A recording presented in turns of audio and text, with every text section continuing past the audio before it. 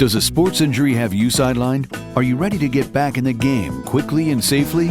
With the most up-to-date technology to relieve pain and speed recovery, Dr. Michael Scarpone and his skilled team understand your needs. Beginning this August through October, Dr. Scarpone will be available Mondays, Wednesdays, and Saturday mornings from 8 to 8:30 a.m., treating all athletes between junior high through college level. For more information and to see what other players and coaches are saying, find us on Facebook or visit us online.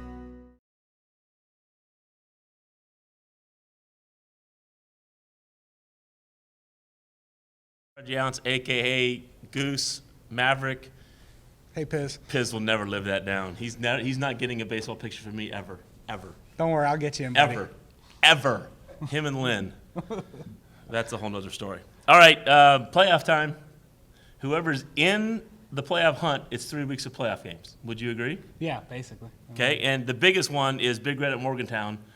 Big Red took it on the chin by Ursuline. Yeah. Big Red's 5-2. If they go down to Morgantown, happen to get beat at 5-3, they're already 9th in the region. It's an uphill climb. Yeah. But they've had Morgantown's number the last couple of years. I'm not sure if it'll be any different. Morgantown can score. They put 42 up on Park, and they've put 52 up on Brook, so they can score. I'm just not sure how much they can hold Big Red down. Yeah, I mean, this is an explosive Morgantown team. They can and playing at home, they're probably gonna have a little more confidence than maybe they had the last 2 years coming in the Harding Stadium. But Big Red right now is the wounded dog. They're coming in here angry and biting. I expect Big Red to come out and just try and impose their will on Morgantown, not let them use that quickness on the outside. And honestly, I like Big Red in this situation mainly because over the years, Reno Succoch has seemed to get his teams to step up when they need to. Right. And I don't think it'll be any different this week. But Morgantown is very dangerous. They are, and they had a nice win on the road last week at Park, winning 42-39. But you're right, I like, when Big Red's backs are against the wall, which hasn't happened a lot lately, but they know how to come out. And we've seen it in Big Red's 2 losses. Don't let Morgantown jump out early. Yeah. Because they are an explosive offense. If you let them get rolling early, it could be a long night for Big Red, but I just don't see it happening. I don't either. All right, probably the biggest, probably the 1A game of the night is Harrison at Indian Creek. Huge points gains for both teams. Creek jumped up to 5 in Division III Region 11. Harrison sits at 8 in Division IV 15. Harrison's coming off a shocking loss to Bel Air at home, where they got shut out in the second half. Creek did their business last week at Ferry, won 27-14 to get the big monkey off Connor's back. Boy, this is going to be a good old-fashioned knock-down, drag-out, slobber knocker, and you're going to be there eating food. Yeah, these are 2 teams that really like to run the ball, and yes, there will be good food. They always come through. But but you got to beat Sobo in front of the line. That's not easy to do. But this is going to be an interesting matchup because it really is. It's 2 teams that, though they have some balance, they just like to line up and pound the ball at you. They both have good running games. Harrison's focus is more on one guy in Martise Hython. But when you look at Indian Creek, they come at and they have multiple backs that can hurt you, led by Logan Woods, obviously. Right. Blake Rohr's back in the lineup. It's going to be a fun game to watch. It's going to be knockdown, drag out. You got this. I would say Indian Creek is the favorite playing at home. Absolutely. A little hotter, obviously. But this is a definite trap game because Harrison is that good, and it's more that they gave away that game last week, I think, than they lost, than Bel Air beat them, in my opinion. Because Harrison Central, Martise had 211 and 4 touchdowns in that game. I feel like they just didn't put it away when they had the chance. Right. They're going to come out an angry team, so it's going to be it's going to be and it's going to be fun watching. It's going to be fun watching both quarterbacks because they're similar.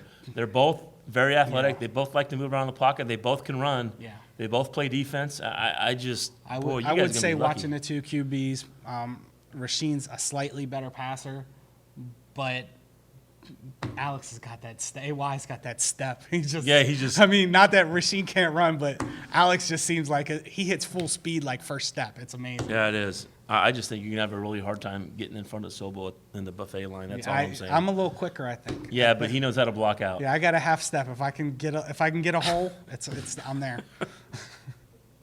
That's just not a good sight.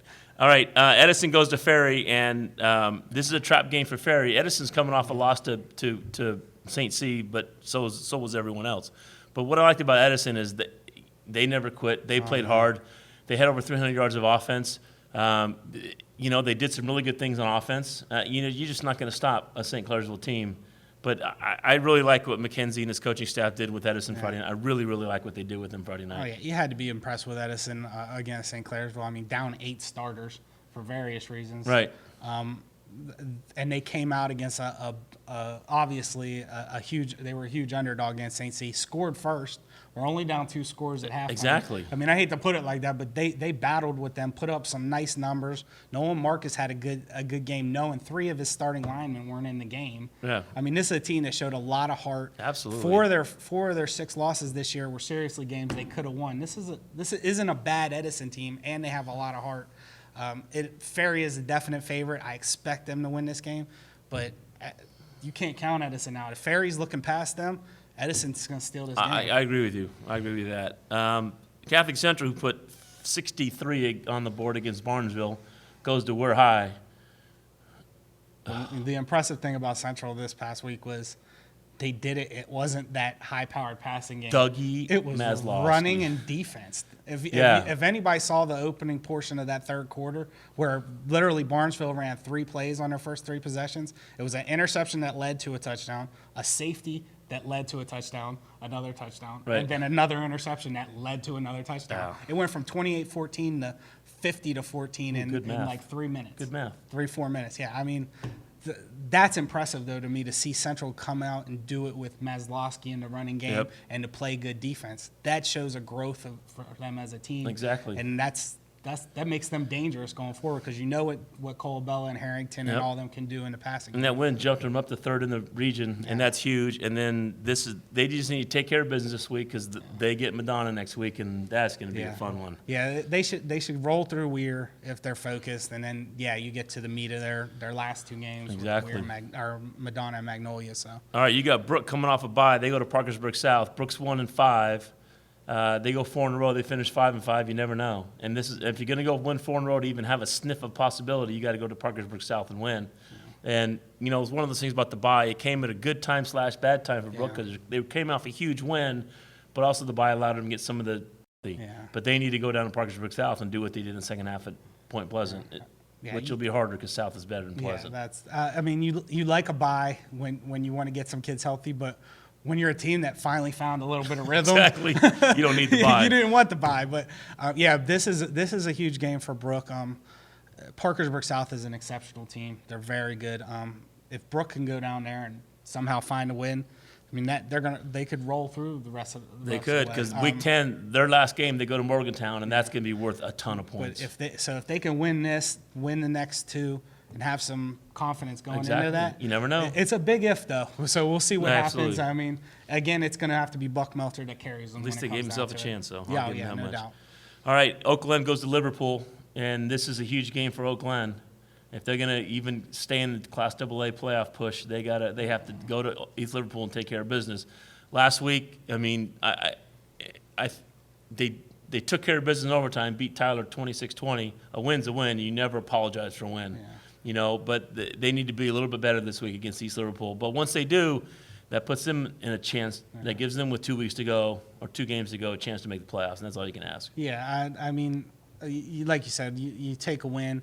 Obviously, you expect to play a little more impressively against a team like Tyler Consolidated. Right. But they did come out with the win. Yep. They need to step up their game a little bit and go to East Liverpool and take. They're a better team than East Liverpool. They need to show. And it's a rivalry game, so Liverpool's not exactly lying. Don't let East Liverpool hang around, because they're already fired up for you. Exactly. If it's a game, next thing you know, you drop a game you shouldn't, and there goes your playoff. Yep. I agree. So now the next, poor Buckeye. Yeah.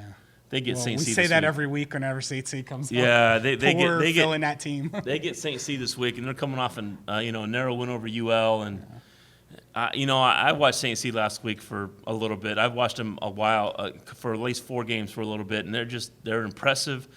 They still need to make sure their interior, their offensive and defensive lines get better, because I think that's their weakness. No question. But there's no surprise what's going to happen here. Oh yeah, I mean, this is more a judgment on how good St. C is than anything about Buckeye local. No, I agree. McKenzie, after they lost to St. C when they played so hard, he said there were just times where they just had so much more speed on the field we couldn't do anything about it. And that's what they do to you. They get you out in space, they get you in bad matchups, and they hit big plays. Yeah. Like I said, this isn't a judgment on Buckeye. They're having a solid year, but it's not the team you want to play if you're trying to get a winning streak going. You're a 4-3, and you don't want to play St. Clair's right now. Not that, but it's not good. But Don has to go on the road. An impressive win last week at Bishop Donahue, 15-14. Jumped them from 15th in the state to 8th in the state. Right now they host a game. They go down to Clarksburg, Notre Dame, who's lost 3 in a row after starting 3-0. I expect them just to take care of business, something fierce. With Comus and Osman and Travis Brown and Elliot Nero and Will Bowser and Garrett Hypes and all those kids, Fulcinetti and Huckel and Cotton. I just think that they go down and take care of business, and they have to make sure that they're not looking forward to next week against Central. They can't. I'm sure that's being just drilled into their souls this week. That's the trap right now. You can't go on the road thinking about where you have to go next week. And that's a dangerous thing because right now you see what Central's doing. Exactly. It's got to be in your mind at least a little bit. But, they have to understand, even though Clarksburg Notre Dame's going through some struggles, it's a solid football team. And if you go down there not focused on them, they could sting you. We've been saying this a lot, except for the Bishop Donahue game. We've been saying it a lot about Madonna. Come out, jump on a team, put them away early. Don't let them think they can play with you. That's what you got to do. That's exactly what you have to do. Friday. Exactly what you have to do. And then Toronto goes to Conotton Valley. Toronto's coming off just not a good performance against Bellsville. Yeah. Bellsville played very well offensively. Gage Steele was a stud. Taryn Jarrett's pretty solid. Taryn Jarrett's a good Division VI athlete. He's really a good. So is Gage Steele. And that Steele kid, he impressed the heck out of me. And Toronto now has to go on the road at Conotton Valley and just kind of regroup a little bit. After that loss to Bellsville, Coach Meek basically said, that was the worst played game we had all year. He goes, and it shouldn't be at this time of year. And that's not typical of a Toronto Coach Meek team. No, or a Coach Meek team of anybody. They're better as the season goes on. Conotton Valley really only has one real threat. They have 2 tall receivers that they throw down the sideline to and hope they make big plays. Central was able to pretty much take it away from them. The big kid had 100-some yards receiving, but like 50 of them came because the defensive back tripped on a play. So he was never really there. Toronto needs to find that offense again. I was shocked last week because Bellsville's defense is not good. One thing Toronto has done is move the ball, and they didn't except for one drive. They need to find that consistency again, and they need to get back to the week before they had started tackling, coming up and hitting people. They were diving at people's feet, getting run over, missing tackles. Can't do that. No, can't do that against at all. Conotton Valley. Conotton Valley is not a very good football team. We've seen that. But if Toronto plays like they did last week, they're not a very good football team either. So they need to find what they had the week before and come out and get this win. All right. That's week 8. The interesting thing for next week is literally to find out who ate more food, Sobo or Younce. And I still got my money on Sobo. I can't. Once again, he just blocks I might get there first, but he'll finish. He'll just hip check you. Yeah. He'll. I mean, not to use an NHL lockout term, but he's just going to hip check you. It's because he's fat.